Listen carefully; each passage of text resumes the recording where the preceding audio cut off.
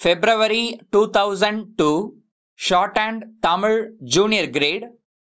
Get ready for the dictation. 10 seconds. 5 seconds. Start.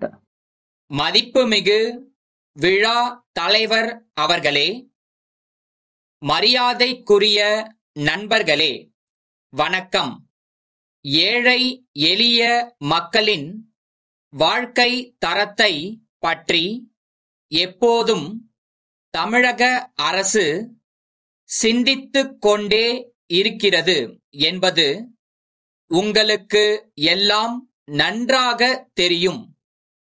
மனிதனுக்கு முக்கியமான அடிப்படை தேவைகள் 3: உண்ண உணவு, உடுக்க உடை, வசிக்க ஒரு வீடு ஆகிய இந்த 3 வசதிகளை இன்றைக்கு இந்த நாட்டிலே எத்தனை பேர்கள் பெற்றிருக்கிறார்கள்? தமிழக முதல்வர் மனதிலே இந்த கேள்விக்குறி தோன்றாத நாளே இல்லை.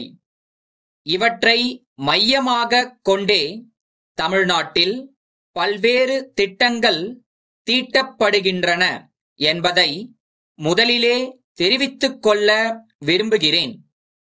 நாடு சுதந்திரம் பெற்று 50 ஆண்டு காலமாகியும் இத்தகைய அடிப்படை தேவைகளை கூட நம்மால் அடைய முடியவில்லை என்றால் நம்முடைய திட்டங்களிலே எங்கோ குறை இருக்கிறது என்றுதான் கருத வேண்டும். காக்கை குருவிகளுக்கு கூடு உண்டு, பாம்பிற்கு புற்று உண்டு, புலிக்கு குகை உண்டு, எலிக்கு வலை உண்டு. ஆனால் 6 அறிவுடைய மனிதனுக்கு ஒரு வீடு இல்லையே. இதற்கு என்ன காரணம்? மக்கள் பெருக்கம்தான் காரணம் என்று கூறிக்கொண்டு சும்மா இருந்துவிட முடியுமா? இந்த குறையை போக்க தொடங்கப்பட்டதுதான் வீட்டு வசதி வாரியம். தமிழ்நாடு வீட்டு வசதி வாரியம் இப்போது சிறப்பான முறையில் பணியாற்றி வருகின்ற காரணத்தால் பிற மாநில ஆட்சியாளர்களின் பாராட்டுதல்களை பெற்றுள்ளது. அதனால் சில பரிசுகளும் கிடைத்துள்ளன என்பதை நான் பெருமையோடு கூறிக்கொள்ள விரும்புகிறேன். குடியிருப்போர் குறைகளை போக்கவும் அவர்களுடைய நலன்களை காக்கவும் குறை தீர்க்கும் நாள் என்கிற புதிய திட்டம் ஒன்று தொடங்கப்பட்டுள்ளது. ஒவ்வொரு திங்கட்கிழமையும் வீடு ஒதுக்கீடு பெற்றவர்களிடமிருந்து நேரடியாக குறைகள் கேட்டு அறியப்பட்டு கோரிக்கைகளை நிறைவேற்றி வைக்க ஒரு குறிப்பிட்ட காலத்திற்குள் நடவடிக்கை எடுக்கப்படுகிறது.